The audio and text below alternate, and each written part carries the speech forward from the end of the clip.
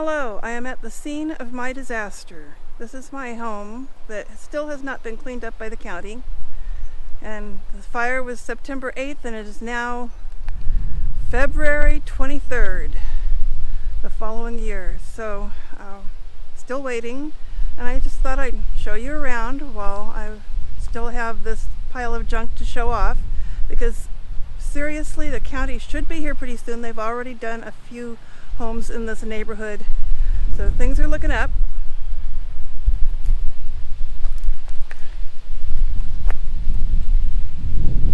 Okay, these are my trees. As you can see, they've got severely singed. I'm very unhappy about that. I don't know what to do about the trees. I don't like to chop down trees, but my goodness, that large tree was just so beautiful before. The smaller one as well. They were both very beautiful trees, and now they don't look like they're ever going to fully recover. So that plant right there, my son was so happy that that got burned. At least I think he was, because he always wanted me to burn it. He didn't like that plant. Carport, partially burned, and it will be demolished when they get out here to clean up the property. We had some beautiful bushes in here. The mobile home is, as you can see, useless. They should be here to clean it out pretty soon. My beautiful apple tree is not in good condition anymore. I don't think it's going to come back because I'm pretty sure the bark was completely burned off of it. All these trees were burned.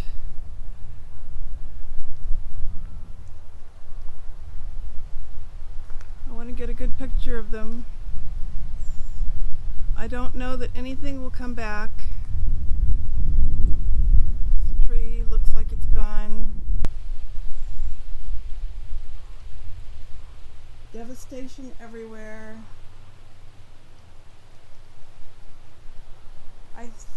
I think I have like one viable tree left on this property. Those two at the front of the property don't look like... I just don't think I'm going to keep the big one because it's depressing to look at it. So, okay, that's the story of my property. I have a half acre and it needs to be cleaned and it needs to be redeveloped.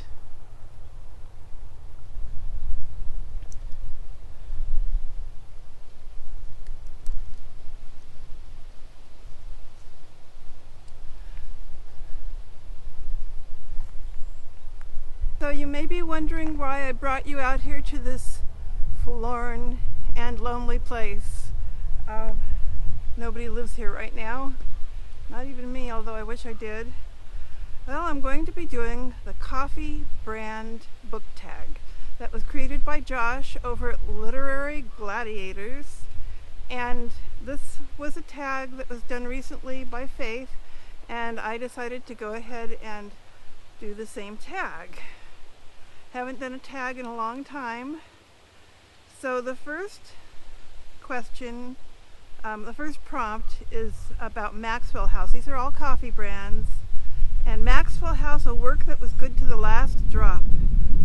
My answer to that is Cress by Marissa Mayer. It's the third book in the Lunar Chronicles, and for some reason that little young adult novel really appealed to me because I was invested in it from the beginning to the end, and I'm surprised how much I have enjoyed those books.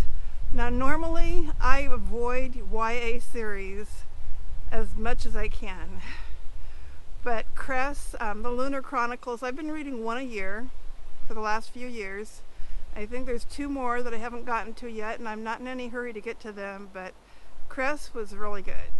So, the next prompt is Folgers, a work you were eager to resume reading. And for that, I will say Other Words for Home. And it is a middle grade novel that wasn't a winner, but was a Newbery Honor book last year. just read it earlier this month, and I had started it in September, which was the month that my home burned, and I tried again in October, and I just could not get into it. I did my best, but I was sort of like in shock and in trauma at the time, and I guess I still am to a degree, but I'm a lot better now. Anyhow, I did read it earlier this month. It was very good. I enjoyed it. It was poetic, and it was just about a little Syrian refugee and why she came to the United States and what it was like to try to fit into this society. Wasn't easy, as you can imagine. So the third prompt is Chock Full of Nuts, a work that transports you to a wealthy environment. Okay, I said to myself, I wrote down here, it is easier to find books that transport me to the depths of poverty. And so I thought the book of Esther in the Bible could be one that transports me to wealth. Since Esther was a queen, even better, the book of Proverbs written by King Solomon. He shares a wealth of wisdom. Yeah, I like Proverbs. I read it almost every morning, at least one chapter. And then the fourth prompt is Duncan, a scene-stealing, supporting character. I recently read a classic called Ramona about a Native Americans and their problems, their plight in Southern California about 150 years ago or 100 years ago. Well, Ramona was the main character, but the man she fell in love with, Alessandro, he was a supporting character, and he was kind of scene-stealing. He was the Native American, and she was raised in a Spanish plantation. What do they call them down there? In a ranchero. She was raised in the ranchero as a adopted child of a rich woman. And she found out eventually that she was half Native American as well, so it was pretty interesting. And then the next copy is Wawa. I've never heard of Wawa before. A work that makes you think about New Jersey. I wrote The Aviator's Wife, historical fiction, possibly the only New Jersey setting book that I've ever read. And the aviator was Lindbergh, and so this was about his wife, her point of view. The next one is Starbucks. I've heard of that one. A writer you find pretentious but admirable. And I think it would be very pretentious to call any writer pretentious. And I really can't nail that on any other writers, so I'll just nail it on myself, and I will say me. I did write a book. It's River Girl, so it's pretty pretentious for me to put my own book in the middle of this video.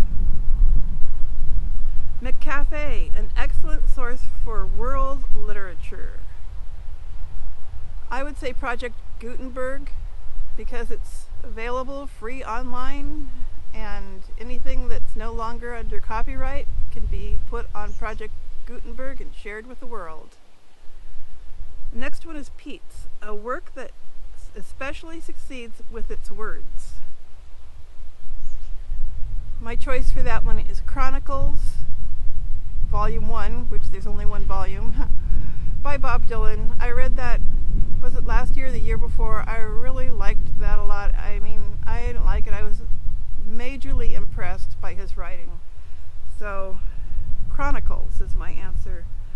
The next prompt is Café Bustelo, a work from a Spanish-speaking country that translates especially well into English, and for that I will choose a book I just recently finished. It's 100 Years of Solitude by Gabriel Garcia Marquez.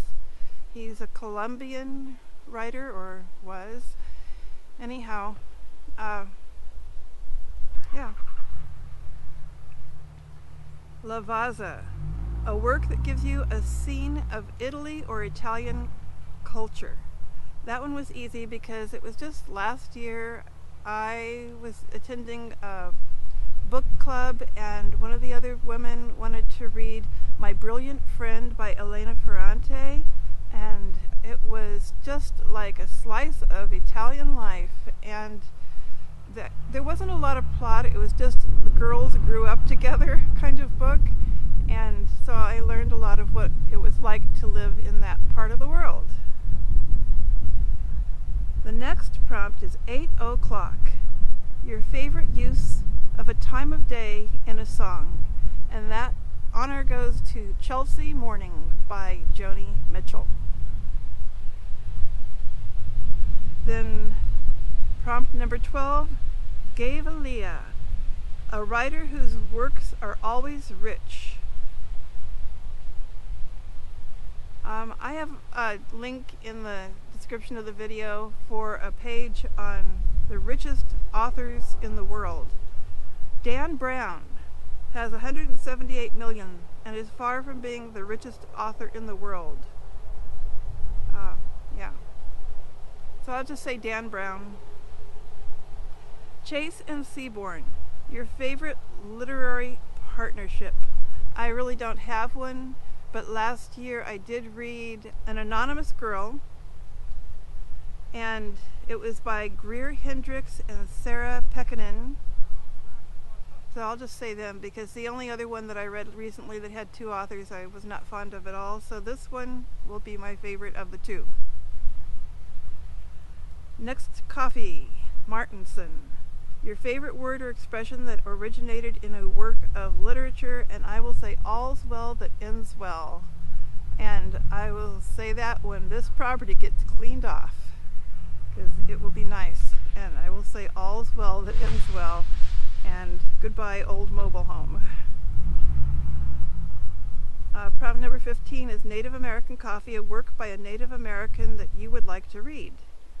And I am going to be doing the middle grade March read-along next month.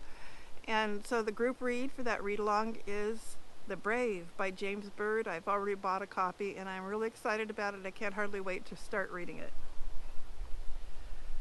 Prompt number 16. Senka, how would you go about reading more works from different genres? Well, I do that every year because I am focused on the Pop Sugar Reading Challenge, and the point of the challenge is to read a lot of literature that you would not have otherwise read. There's 50 prompts in the challenge, so there's plenty of room to read literature from many different types of genres during the year, and I like that. I like the variety. And prompt number 17, my favorite brand of coffee. Well, I'm going to give a shout out to Tony's Coffee, which is in Washington State. I have purchased from them before, and their coffee is very good. I'll put a link to Tony's Coffee in the description of this video in case you want to try it out. And prompt number 18, who do you tag? Well, I am going to tag 3 people that I have recently come across on Booktube. The first one is Kim at Kim's Book Life. Second, Joshua at Coffee Cats and King. Third, B at B Reading. So good luck, you guys. I look forward to see what you do with this tag. Talk to you later. Bye.